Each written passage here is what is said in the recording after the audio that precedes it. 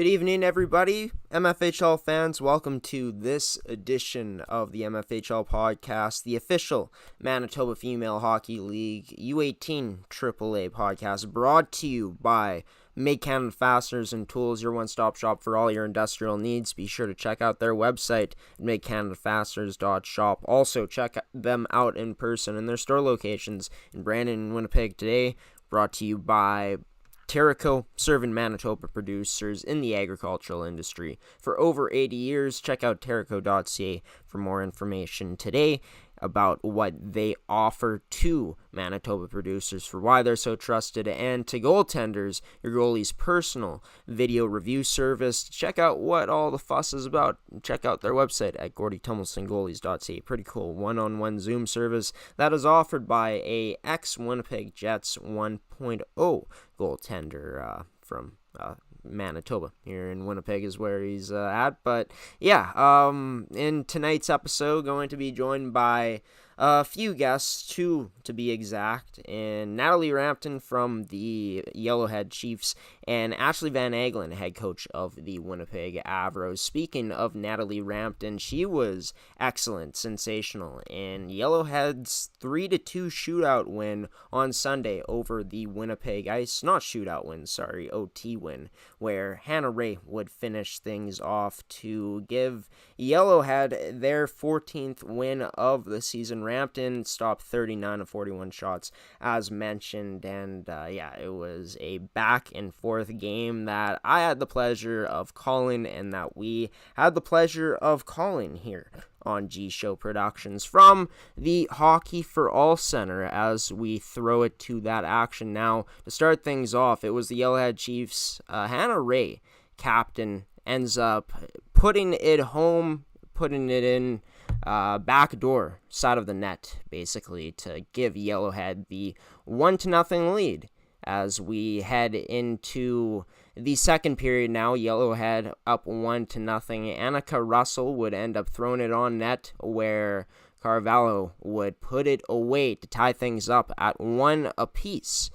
But then, shortly after that happened, it was the Yellowhead Chiefs and Dara Thompson getting behind the defense, deking to the middle on Moffat, beating her before putting it to the backhand and putting it past Laura Melissa for the 2-1 lead, as Yellowhead would regain it. And Winnipeg in this game, they had the shot advantage, and they had their chances, like this one, Jones getting stopped by Natalie Rampton making a bunch of crazy saves on the ground in this one in the late stages of it. As we throw it to another one here late in game, another great chance, an even better one for the Winnipeg Ice, as it's a pass trying to tap it in, Rampton up to the task, and it would end up being an icing for the Yellowhead Chiefs as they tried to relieve the pressure. They call a timeout after this, where it would set up this chance for Winnipeg.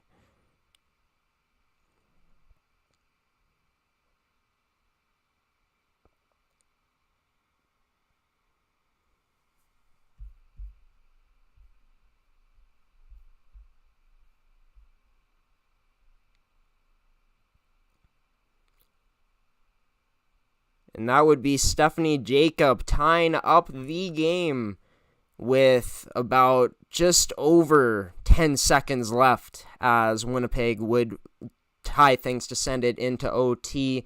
But as OT started, it would be Hannah Ray off of the faceoff, beating Chablik, ends up deking to the middle to beat Moffat with the move before beating Laura Melissa for the game-winning goal to put Yellowhead on top, being the first team to beat the Winnipeg Ice at the Hockey for All Center this season, as Yellowhead, of course, improving to 14 wins on the season, 5 points back of the Winnipeg Ice. The Ice starting off their 2024 campaign with a loss to end off their opening weekend back.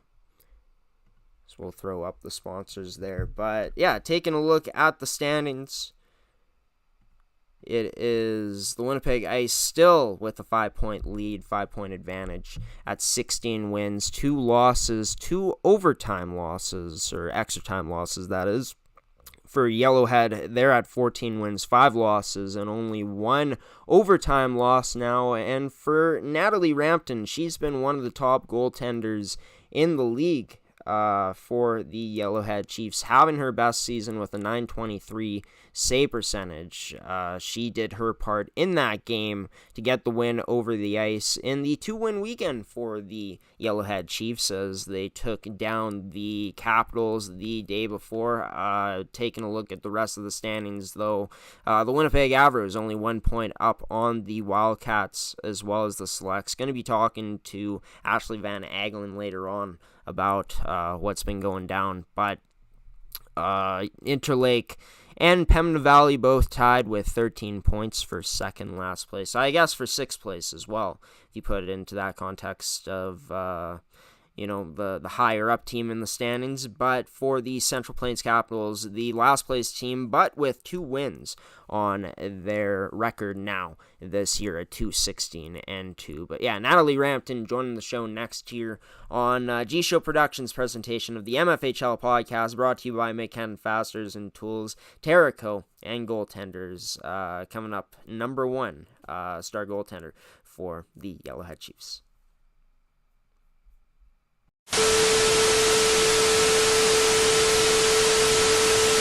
Joining me on this edition of the MFHL podcast is number 1 of the Yellowhead Chiefs, Natalie Rampton. Natalie, I named you player of the game on Sunday's win against the Winnipeg Ice. A huge one for this Chiefs team, now 5 points behind them. Talk about it, though. What you were feeling, what the experience was like of playing in a game like that as close as it was. Well, it was a really good game.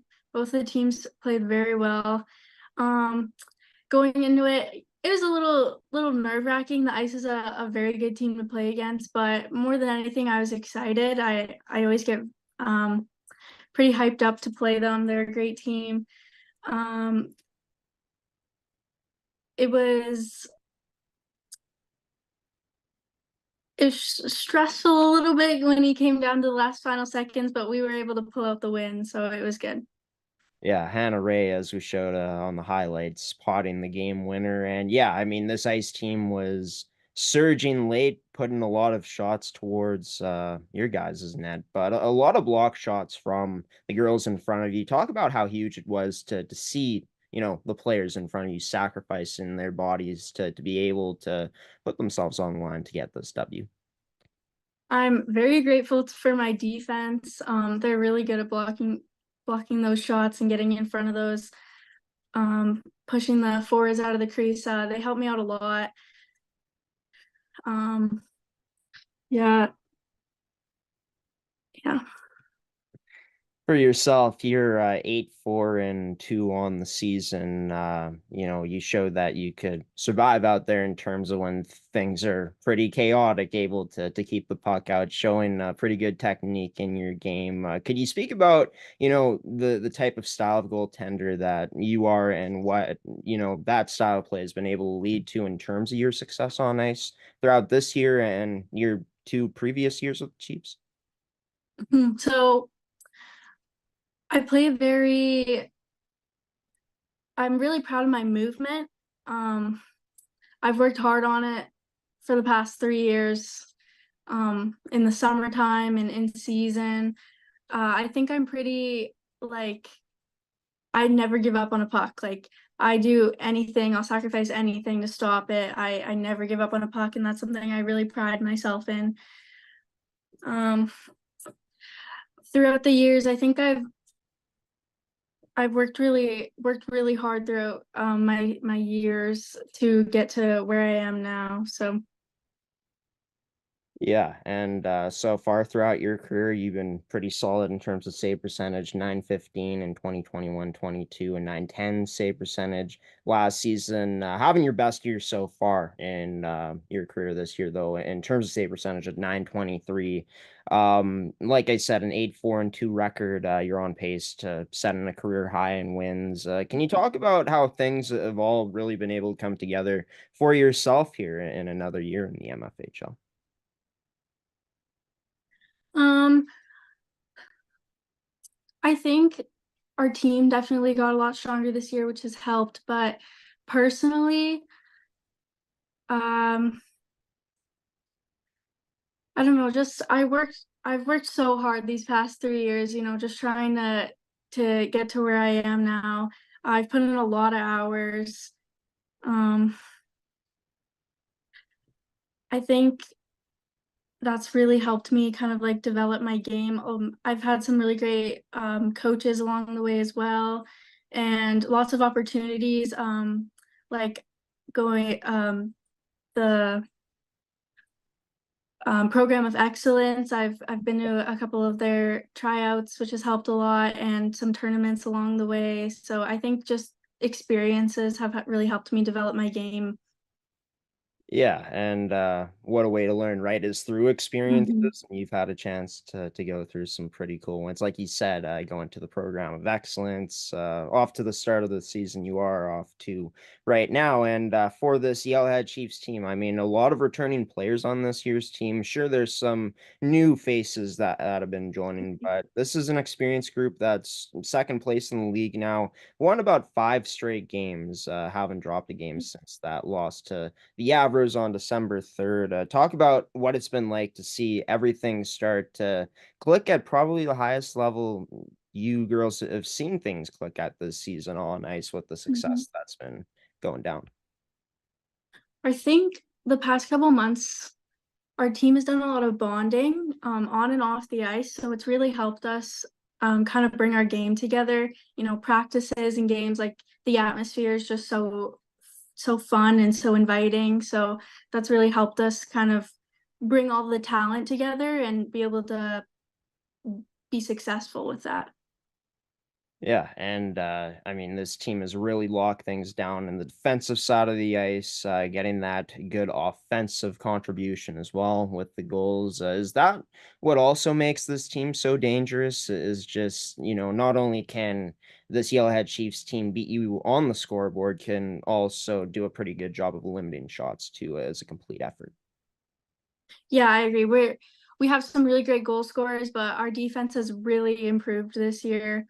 Um, Blocking shots, clearing pucks. I'm very grateful for it. It helps me out a lot, and I think it helps the entire team. Um, Lots of the defense have done like leaps and bounds of development. We had a lot of rookies last year. So just getting that 1 year under their belt has really helped them kind of blossom into what they are now. Coming up this weekend for this squad, Natalie, Urals will be in action on Saturday night against the Interlake Lightning and Stonewall, and then the next morning, going up against the Eastman Selects at Mhm. Niverville, which is going to be an early one. We're going to be there as well to broadcast the game at 10:45 a.m. But two teams that Urals know you can beat, two teams that are going to give a pretty hard test, I'd say, this week, and coming up with the effort level, just the thoughts going into this upcoming weekend of games for the Sealhead Chiefs team. I think the one thing about our league is you can't count anybody out. Um, we definitely have a lot of respect for the teams that are coming up this weekend. So just putting our best foot forward, no matter who we're playing, no matter what their standings are, where they are in the standings. Um, every point matters, every game matters. So I think just as long as everybody on the team is contributing and putting their best foot forward, I think we can find that success, but you can't count anybody out. on the road again this weekend, coming up for the two games on the road last weekend to kick off Mhm. 2024, of course, in Portage La Prairie, and coming to Winnipeg for that Sunday game. You talk about how huge that is to be seeing success on the road, and what has gone into the success this team has had traveling this season. Mhm. Um, it's definitely more difficult not to be in your home rink, but um, we have our fans are always there to come support us. Family are always there, so that helps a lot. I think being on the road, it's definitely more challenging, but I think our team can do anything as long as everybody's working and everybody's contributing, and it it doesn't really matter where you play as long as you're there to play your best game. For sure, no doubt about that, and it'll be exciting to see if we'll be seeing on G Show Productions Yellowhead bringing their best game to Sunday's action against the Eastman Selects. They kick off their weekend, of course, the night before against the Interlake Lightning in Stonewall. Natalie Rampton, star goaltender of the Yellowhead Chiefs, #1, joining this edition of the show. Natalie, thanks for taking the time, and best of luck to you and the rest of the team this weekend. Thank you very much. And Natalie Rampton, #1 of the Yellowhead Chiefs, joining this edition of the MFHL podcast, of course, brought to you by Make Canada Fasteners and Tools, Terrico, and Goaltenders Fitting, because she is a goaltender in her third year with Yellowhead. Just pulling up her statistics, she has been really solid for this Chiefs team in her third season. She's tied for second in the league in wins, only one behind Laura Melissa, although Melissa has 2 less games played than Rampton. Rampton's played 15 games. She's 8-4-2. She's also had 2 shutouts this season, and she's on pace to having her best save percentage ever in a single season at .923, which ranks just outside of the top 10. Sorry, I had to take some time to count there, but still really solid. And she hasn't faced the most shots compared to some of the other goaltenders in the league. That's a credit to the Yellowhead Chiefs, who haven't scored the most this season out of teams in terms of the teams in front of them, like the Winnipeg Ice and Winnipeg Avros. But in terms of them being in that conversation, actually, they're top 3, 10 goals behind the Ice, who are in second place. They have 60, and in terms of the goals that teams have allowed this year, Yellowhead ranking middle of the pack, 3 more given up than the 4th least in the Interlake Lightning at 45, ranking 5th in that category. But speaking of the game that the Winnipeg Ice lost to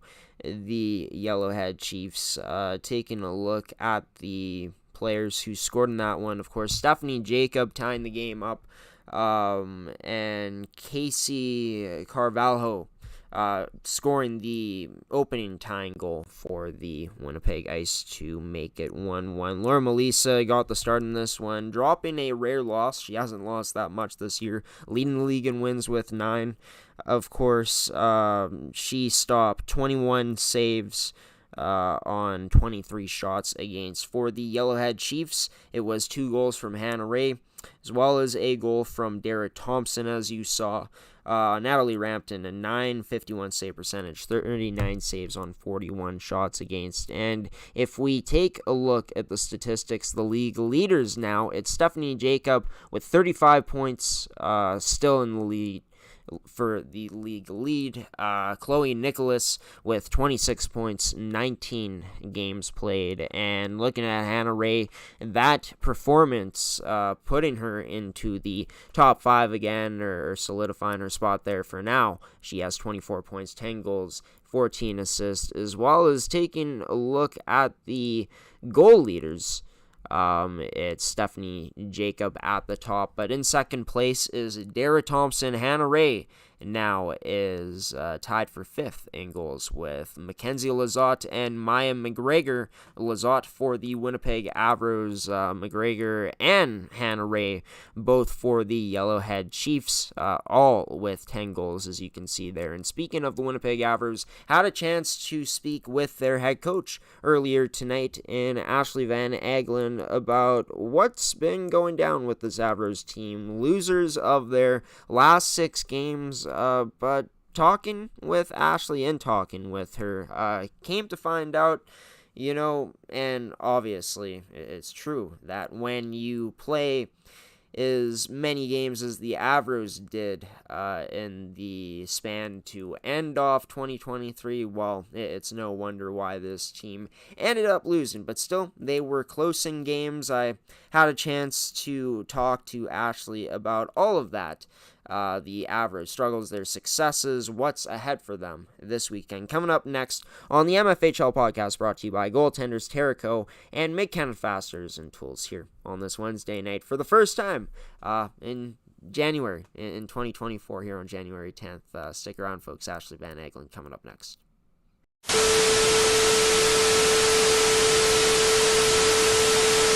It's Ashley Van Aglen making her first appearance here on the MFHL podcast for this 2023-2024 MFHL season. Ashley, it's great to have you on. It's been a while since we've connected per interview. How have things been? I know that there's been some struggles as of late with the team, which we'll get into, but are the vibes good around the Avros right now?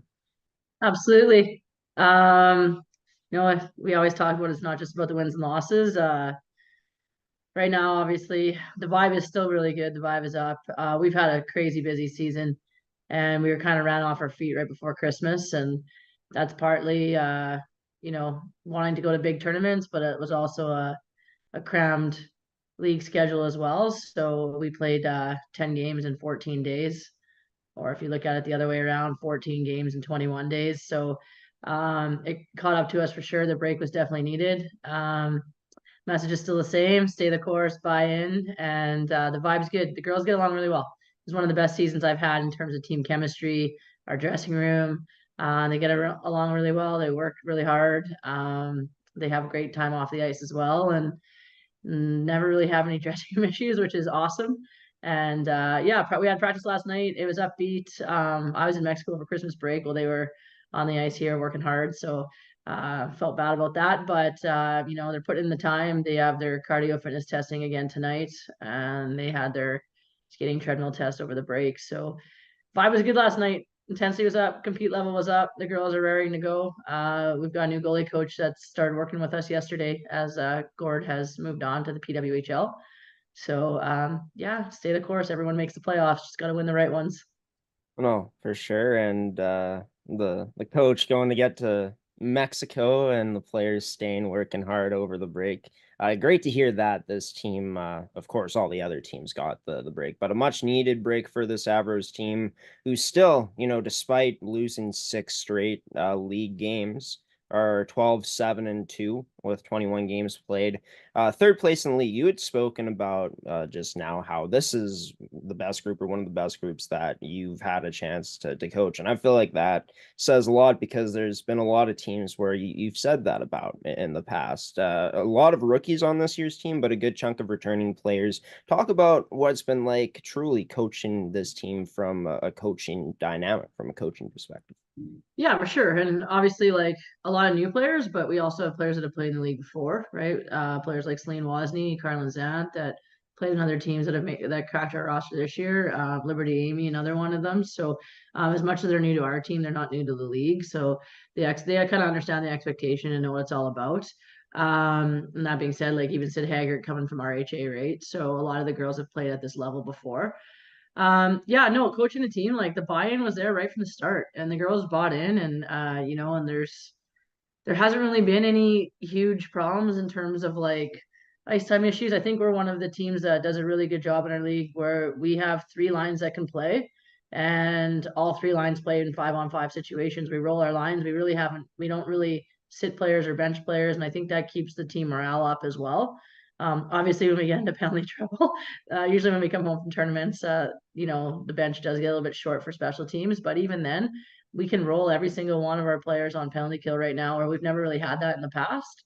The hockey knowledge is there. The girls ask questions. They want to learn. They can be goofy when they need to be goofy, but they can hammer down when they need to hammer down. I think we have a really good mix of that right now, which keeps the environment positive and exciting. Obviously, it was super frustrating for us as a group before Christmas. We didn't really have much left to give in terms of our games and our work ethic and stuff like that. The girls were gassed out, but no excuses there. We got outplayed by teams, but we also outplayed teams and didn't score goals. So you guys scored a win, and we struggle with that right now. So yeah, I'm just really like the vibe. The chemistry is good.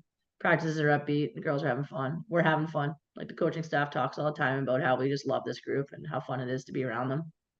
Yeah, and you had mentioned girls like Celine Wozni, that are back this year, right? Isabella Hukulak, Mackenzie Lazard. But one player that's really stood out has been rookie Rio Pierre. Had her on as a guest here on the show, a few weeks back at this point to end off 2023. Tied for the team leading points with 25 with Wozni, 9 goals, 16 assists. What's it been like being able to coach her, a young player, this season so far, seeing what she's been able to do? Yeah, obviously, like she AP'd for the Ice last year, right? Because of the way our affiliate teams work, we rotate back and forth. So the Ice had the opportunity to bring her up last year. I had the opportunity to watch a lot of her play last year with the Twins and on our U15 team and throughout the playoffs. She also skates in the hockey academy I work in the summer, so I get a lot of time with her. She's probably one of the most exciting players we've had in our program in a long time in terms of her ability with the puck. She's super smart, and her puck skills are bar none. The way she can load her stick and release the puck, the way she can get open and find players. She's drawn 2, 3 players on her, and she can still break pressure.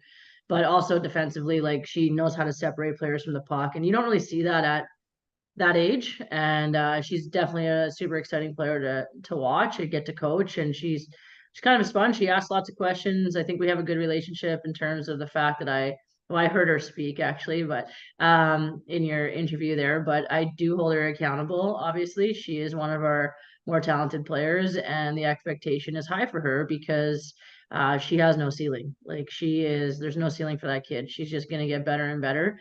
And sometimes I don't think she realizes how good she can actually be. And I know she puts a lot of expectation and pressure on herself, but I told her when I stop pushing her, that means I've stopped caring. So to welcome to welcome me pushing her and having that expectation of her. So she's playing big minutes. Her and Wozniak play together all year, so that really helps with the scoring touch as well.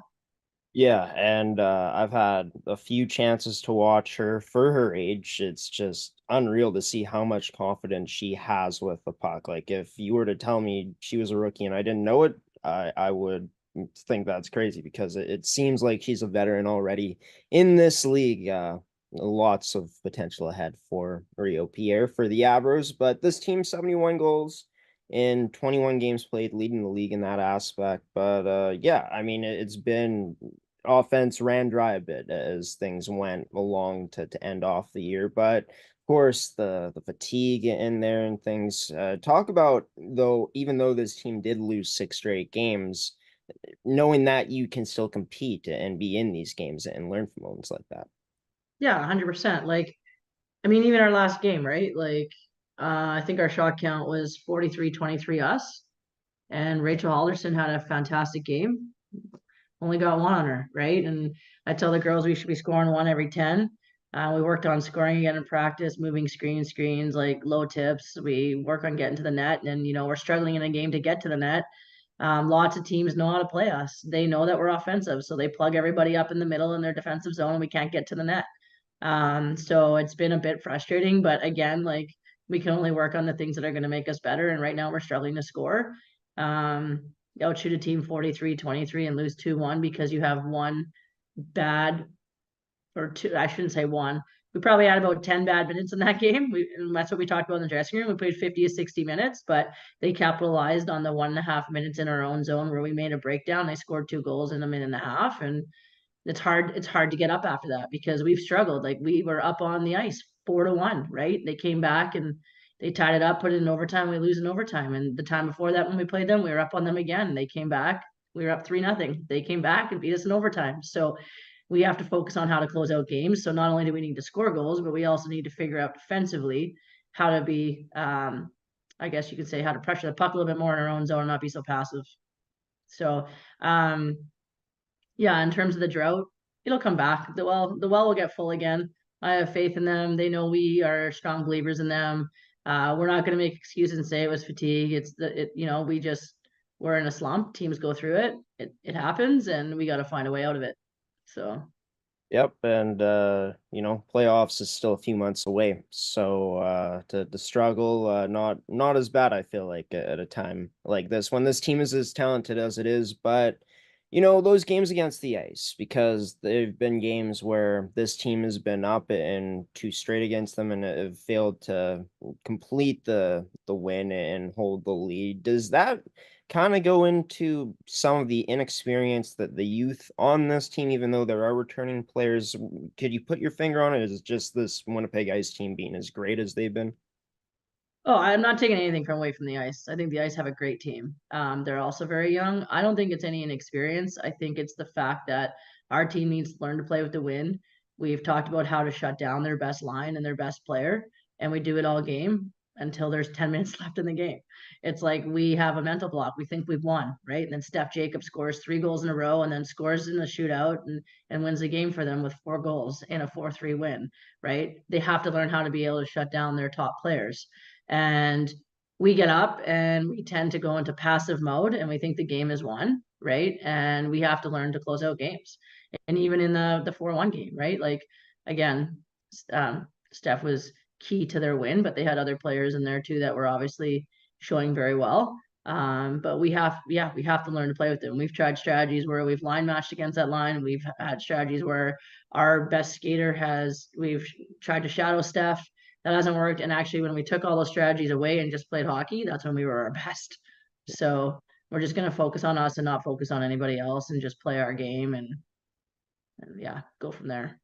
Right, fair enough. Line matching sometimes in theory sounds great, but sometimes, like you said, trust in your process, trust in your team, And it basically. just takes away from our kids' play too, right? Because they get so focused, where is she, where is she, where is she? And then we're all focused about where she is, and we lose touch in reality on how we want to play. So Yeah. I got to ask you about this, Ashley. This team, you mentioned it, brought it up. The penalty minutes, top three in the league in that regard. But you had mentioned how you're confident in running anybody on the PK this season because of this team being so strong in that aspect. Does that ease the blow then? Taking as many penalties as this team has, knowing you can rely on a strong PK, or is that something that this team is looking to look towards limiting some more as the season comes to an end? it is tough because a lot of our penalty minutes are coming from games directly after showcases where we've traveled out of country or traveled to another province, and the game is just so physical and they let so much go. And then we come back and it's like, it's just a completely different game here in the province sometimes, depending where you're playing, whether it's at home or in another barn. Like you can get away with certain things when you're at showcases. And I don't know, maybe that's because they only have a 2-3 man system. We have a 4-man system, but our game hasn't changed and we go away and then we get roughed up, so we push back and we get a little bit more physical and aggressive and stuff like that. And then we come home and then our first game or two back, we're just riding the penalty box. We have talked a little bit about retaliation penalties and having to push through like those kind of mental blocks as well, like getting tripped out all the time and like players catching us behind the ref's whistle and stuff like that, and then taking a dumb retaliation penalty. We're definitely working on those kind of coping things, and I think the girls have come a long way. Um, in terms of our penalty kill, our penalty kill is actually pretty awesome. I think we have more shorthanded goals than we have power play goals, and sometimes we talk about as a coaching staff, like when they're going to put us on the power play, like denying the power play because our power play is so bad right now. That we would rather just, hey, it's okay, we'll play 5-on-5, just let them have their player back. We don't have a very good power play.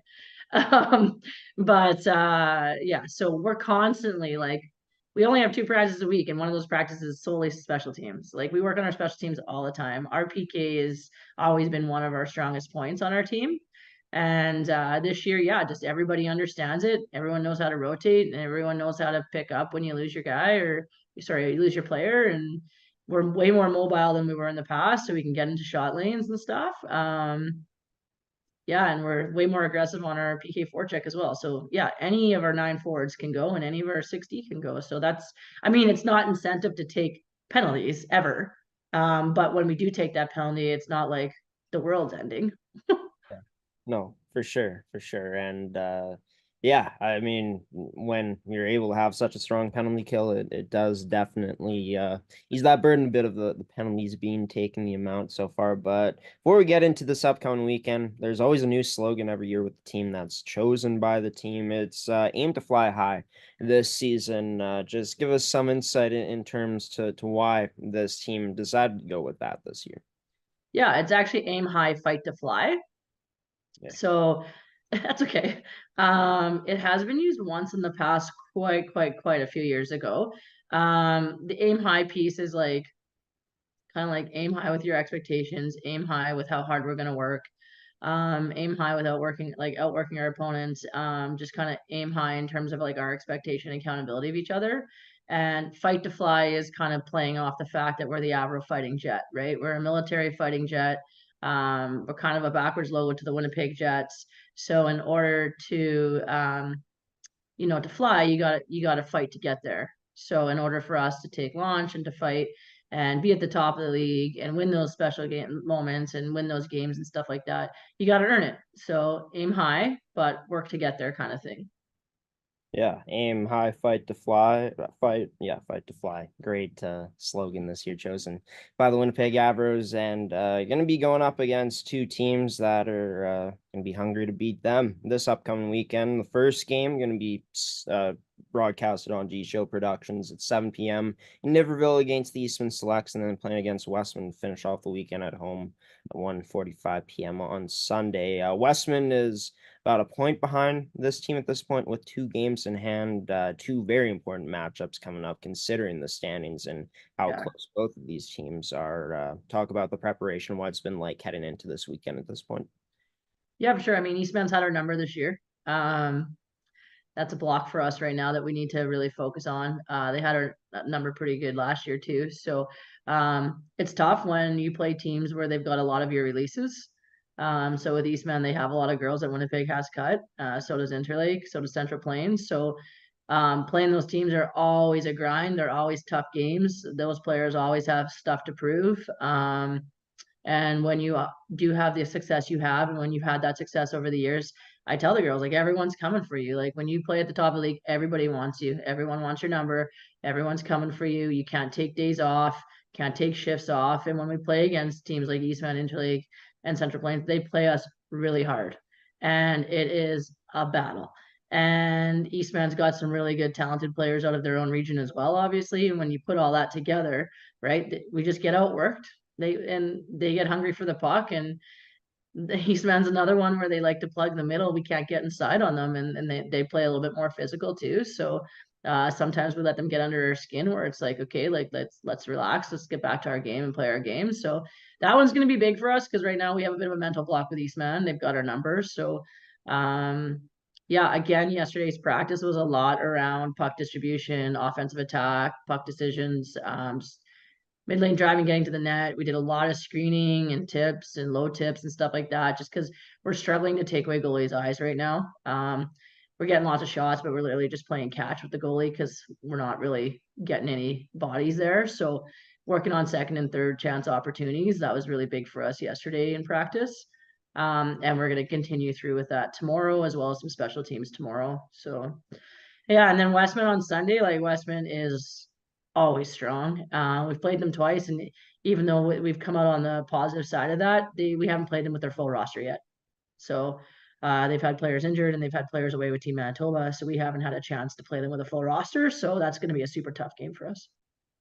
Yeah, and like I said, I'm gonna get to watch for the fans the first game of the weekend for the Avs to be seen on G Show Productions on gshow.ca against the Eastman Selects in Niverville, 7 p.m. Ashley, best of luck to the team, and in the upcoming games this upcoming weekend. We'll see you on Saturday night. Until then, you take care. Awesome. Looking forward to it, Graham. Thank you. And Ashley Van Aglen, head coach of the Winnipeg Avs, joining this edition of the MFHL podcast, and a lot of belief in her in this year's Avs team, this group. Like I mentioned, I've interviewed her in the past when the COVID season happened. That's when I first had interviewed Ashley Van Aglen, and that Avros team in 2019-2020 was robbed of a championship. Honestly, Winnipeg, the Ice, they were going to face off against them in a championship series that never happened. It probably would have been amazing, but Avros were favored in that series. I think they would have come out with the win as well. And yeah, that was an amazing group for Van Aglen. The year after that was a fantastic group too, a strong group last year. She's had great groups throughout her time as the Avs coach since starting that program back up in the early 2010s. And yeah, for her to say this about this year's group, it says a lot. It speaks a lot because of the team she's coached in the past. But speaking of the Winnipeg Avs, in their last 6 games, it hasn't been on the winning side of things. 6 straight losses. The last one they had was on December 3rd, so over a month ago at this point, against the Yellowhead Chiefs, 2-0. In that game against the Winnipeg Ice, they were up 4-1, ended up blowing the lead, and those 2 games against the Interlake Lightning, 2 goals combined. Rachel Halderson, fantastic in each of those. But yeah, they're playing good defensive hockey. In terms of limiting teams and goals in these games to the number they have, right? But like Van Aglen said, like Ashley said, she talked about how it's just those moments, those opportunities that the opposition's taken advantage of. Offense isn't exactly there yet, but the stretch of games the Avs played, the amount of games they played, like 10 and 14 game days, 14 and 21 days, like Ashley said, is pretty ridiculous. But coming up next on the MFHL podcast, going to be taking you through who won player and goaltender of the week. One of those players from the Yellowhead Chiefs, one of those goaltenders from the Interlake Lightning. We'll get to that, as well as what's to come and more here on the MFHL podcast, episode 8, brought to you by Mid-Canada Fasteners and Tools, Terrico, and Goaltenders. Stick around.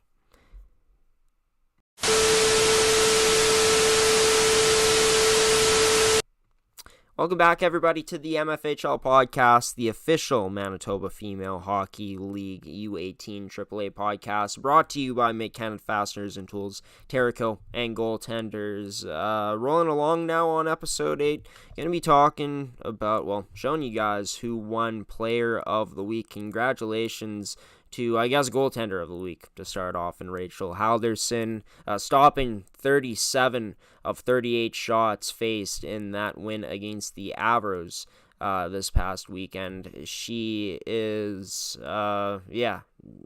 she's earned the 6th win of the season, which is currently, of course, like the graphic says, the most in franchise history. Currently second with a .945 save percentage in the whole MFHL, and an accomplished goaltender, played for Team Manitoba, the Women's Nationals back in November. She's been an All-Star before, won the Most Valuable Player for Interlake last year in 2022-2023. So her fantastic season rolls along. A big part of why Interlake is not the last place team like they usually are in the MFHL, as we've seen throughout the years. But speaking of player of the week from the Yellowhead Chiefs, she put on a show on Sunday against the Winnipeg Ice, and I feel like that's a big reason why she ends up getting the player of the week nomination and award for week 14. And she's top 5 in almost every point statistic in the MFHL. For Hannah Ray, She's the team captain on this year's Yellowhead Chiefs team. Had 2 goals in that victory against the Ice, of course, the OT winner. She's been an MFHL All-Star, won the Rookie of the Year, and, of course, went and represented Team Manitoba at the Nationals this season in women's hockey. But speaking of what's to come in the league coming up, it's going to be, if we find it here, yes, this weekend, the Westman Wildcats taking on the Pembina Valley Hawks in Carman at 1:45 p.m. on Saturday afternoon. No action in the MFHL in the next 2 days, but there is a game that is happening tonight, actually, that I'm sure is pretty much over at this point, between the Central Plains Capitals and the Pembina Valley Hawks. We take a look at the standings. Both of these teams, of course, near the bottom. Central Plains looking to get to 8 points, and Pembina Valley looking to break the tie with the Interlake Lightning. Every point valuable for themselves, as they got 2 more games played than Interlake at this point. But yeah, if we can find what happened on social media here, because the league hasn't updated it. CP Capitals. So we try to find it. We'll get into the rest of the schedule here. Before we do that, actually, we'll probably break to find that. But yeah, taking a look at the standings, a matchup between 2 of the bottom teams in the standings, but taking a look at the schedule coming up outside of the Westman Wildcats and Pembina Valley Hawks playing on Saturday, the Eastman Selects and Winnipeg Avers taking on each other at 7 p.m. This game can be seen on gshow.ca, maybe on G-Show Productions on YouTube. It might be on Vimeo. Check us out on social media. Description has our socials in the description of this episode, as well as we'll have information on our website, gshow.ca, about where that game can be seen. But yeah, excited for that one. Should be a great matchup. We'll see if the Winnipeg Avers can finally get in the win column against Eastman, as it's been a struggle against them this year. Yellowhead, the Chiefs taking on the Lightning in Stonewall, of course, as mentioned earlier on in this episode, at 7:30 p.m. at the Veterans Memorial Sports Complex. And then taking a look at Sunday's action in the league, the Chiefs and Selects in an early one that will be seen on G-Show Productions. We'll be broadcasting that one as well on gshow.ca at 10:45 a.m. The Chiefs taking on the Selects. A big game for both teams, as the Selects trying to get higher up in the standings from their 5th place positioning. The Chiefs looking to close in on the Winnipeg Ice, doing what they can to do that. The rest of the games, all going to be afternoon on Sunday, on the 14th. It's going to be the Avers taking on the Wildcats, as mentioned earlier on in this episode, at 1:45 p.m. at Seven Oaks Arena. And then Pembina Valley taking on the Interlake Lightning to finish off Week 14, or Week 15, as I should say, at 2:30 p.m. at the Access Event Center in Morden, Manitoba. But yeah, we're going to take one final break here, folks. Going to be coming back to finish off this edition of the MFHL podcast for episode 8, with some more final news, a couple more things, and then yeah, I'm going to be sending things off here for this Wednesday night, on this Wednesday night for episode 8. Stick around.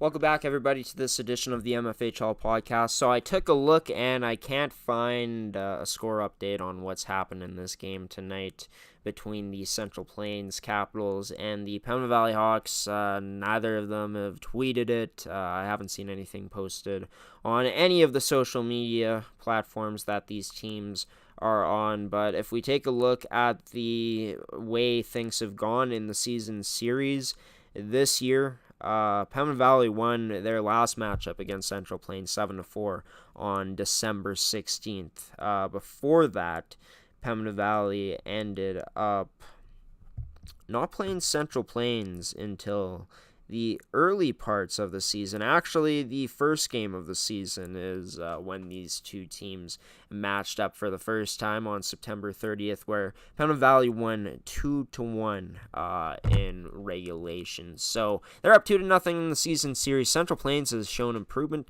as the year has gone along. They've gotten great goaltending from Elise Denbo, as well as their goaltender in Oliver May. I might have gotten that name wrong. We're going to go to the stats for one final time here in this episode because I haven't mentioned the assist leaders here in the league, and it is Olivia May. My apologies, not Oliver. Olivia May, who has, she's 1-6, 1-6-0-1, I guess, with the OT loss in there. She has an .886 save percentage, but ended up winning goaltender of the week last week in the MFHL, if I'm not mistaken. But yeah, Elise Denbo this year, she has a 1-10 record, but a .948 save percentage, which is crazy. But getting to the assist leaders in the league, it's still Chloe Nicholas with 21. She has not as big of a lead as Stephanie Jacob does in the goals department, but still pretty darn good. 21 assists in 19 games played. Celine Wozni for the Winnipeg Avros is in second, has 2 more than her teammate, rookie in Rio Pierre, at 18 in 21 games played. Hannah Ray also in the top 5 for assists with 14 in 20 games played.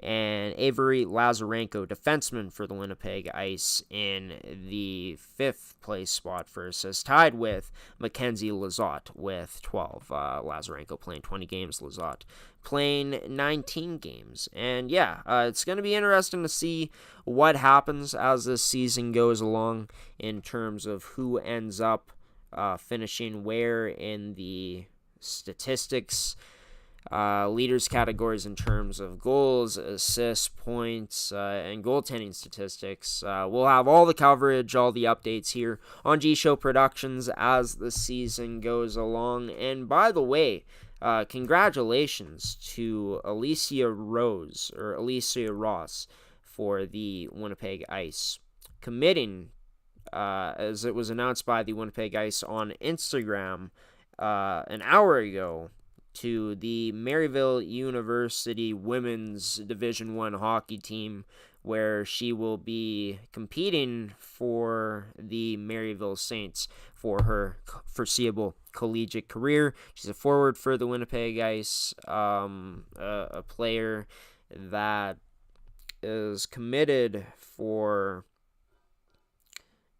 the upcoming season. It's going to be great to see what she'll be able to do. A third-year player with 38 points in 62 games played in her MFHL career with the Winnipeg Ice. I can't wait to be broadcasting games in Niverville this upcoming weekend. The Selects taking on the Avros on Saturday night, and the Selects taking on the Chiefs on Sunday morning. So some Saturday night action, some Sunday morning puck for you all. It's going to be a lot of fun.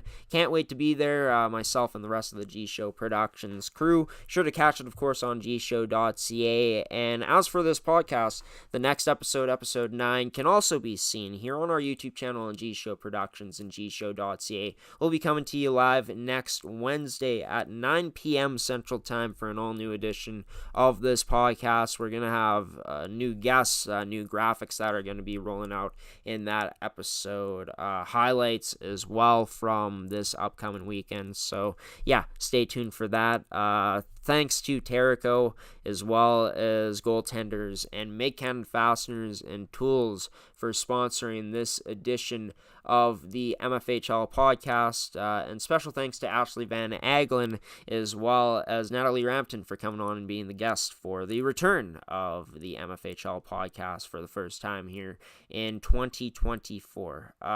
We're going to be live tomorrow for the MMJHL podcast and the return of MMJHL game day at St. Vital Centennial Arena, as the St. Vital Junior Victorias will be taking on the River East Royal Knights. Still figuring out our pay-per-view service. Vimeo OTT. Do not recommend it, honestly. It's just the problem is they got the service we need that no one else really does offer. But gonna be looking for alternatives at this point, because this is getting ridiculous. Can't even pay for the damn thing. But yeah,